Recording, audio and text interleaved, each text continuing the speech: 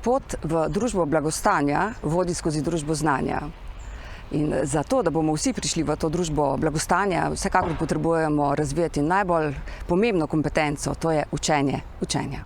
Odrasli v prihodnosti potrebujejo znanje na področju zelenega preboja, digitalizacije in robotizacije. In Andragoški center naj se usmeri v ta področja. Vsem sodelavcem na ACS čestitam za 30 let uspešnega delovanja. Želim si, da bi v prihodnje še bolj povezala vse nas, ki delujemo na področju izobraževanja odraslih in skrbela za naš razvoj.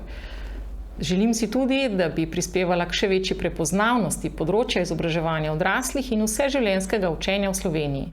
Kakovostni razvoj svetovalne dejavnosti vnaprej in seveda razvoj novih programov, ki bodo bolj fleksibilni, bolj prilagojeni trenutnim potrebam in razmeram glede časa in vsebine, tako za zaposlene kot tudi za vse ostale. Nihče ne ve, kaj nam prinaša prihodnost in kakšne bodo veščine tega stoletja, zagotovo pa je pomembno eno. Andragoški center bo nas Ljudske univerze moral dejansko izobraziti, da bomo ne le v koraku s časom, temveč pred njim.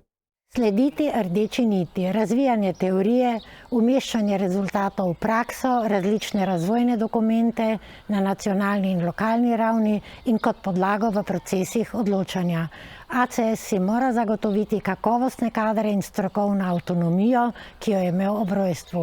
Čestitke, dragi kolegi, ponosno gledajte rezultate svojega dela doma in tujini. Da se seznanimo z različnimi načini in metodami poučevanja na daljavo, z digitalnimi tehnikami, podajanjem znanja in veščin, tako da spodbudimo zavzetost in motiviranost pri odraslih udeležencih pri izvajanju usposabljanja na daljavo. Kakšen naj bi bil ACS v bodoče? Ostanite takšni, kot ste, ker zadovoljujete vse potrebe družbe, predvsem ste pa odličen suport nam, izobraževalcem.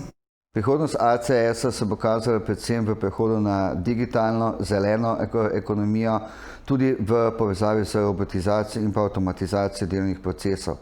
Dodatna znanja, kompetence, usposobljenost delavk in delavcev bo tukaj še kako pomembna, zlasti z namenom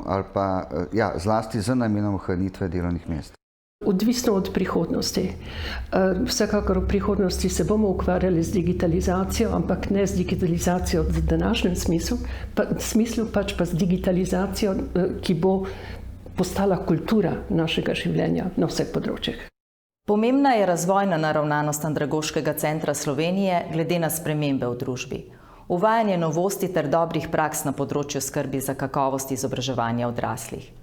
Velik skupni dosežek pa bi bil sistemska rešitev vloge svetovalcev za kakovost. Glede na to, da se nam obeta, da se bo ime ministrstva spremenilo v Ministrstvo za vzgojo in šolstvo, meni pomeni sprememba imena tudi lahko spremembo politike.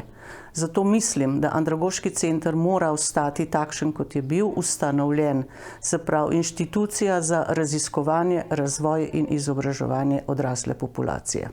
Ljudske univerze v Andragoškem centru Slovenije še naprej vidimo zastopnika naših interesov.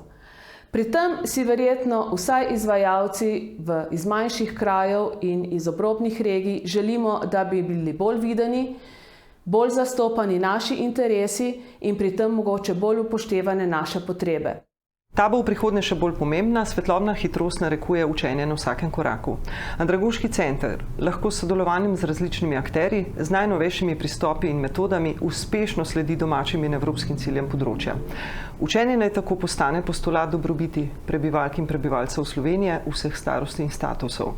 Za prihodnost pa se mi zdi, da je ta institucija sploh pomembna, ker prebivalstvo se objektivno stara in kako je pomembno, da imamo možnost se izobraževati do konca življenja.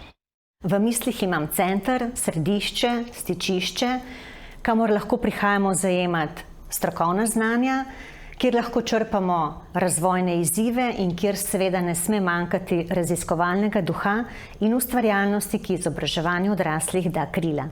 Iskrene čestitke vsem zaposlenim v Andragoškem centru Slovenije ob jubileju, z veliko željo, da še naprej obstane in ostane, kar ni bilo vedno samo po sebi umevno.